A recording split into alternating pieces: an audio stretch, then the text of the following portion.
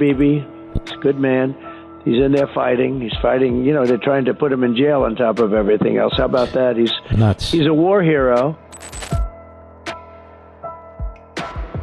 U.S. President Donald Trump calls him a war hero. But Benjamin Netanyahu's record as Israel's longest-serving leader reveals a darker story.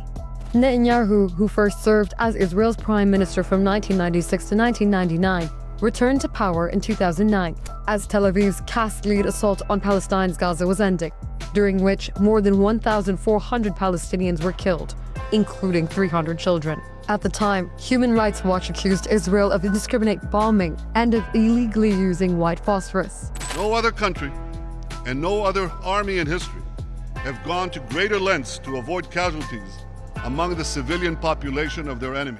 But during Israel's ensuing 50-day onslaught on Gaza in 2014, more than 2,200 Palestinians were killed, 550 of them being children.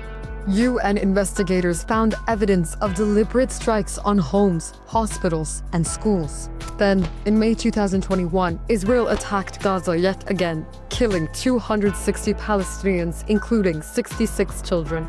Residential towers, even media offices, were destroyed. אנחנו במלחמה ואנחנו ננצח. Following October 7, 2023, Netanyahu imposed a total siege on Gaza, cutting 2.3 million people off from food, water, fuel, and medicine. Aid groups denounced it as collective punishment. Victory over these enemies begins with moral clarity. It begins with knowing the difference between good and evil, between right and wrong.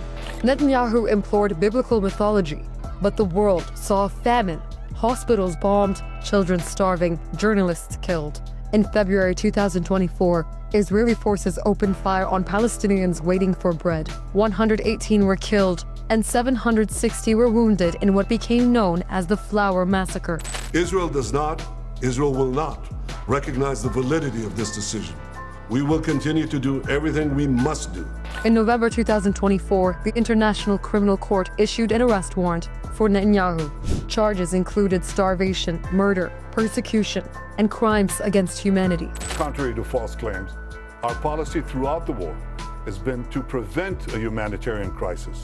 Given Netanyahu's track record, his legacy is visibly defined by wars, sieges, and thousands of civilian deaths. Trump can call him a war hero. But is that title remotely accurate? Or is he more likely to go down in history as a war criminal?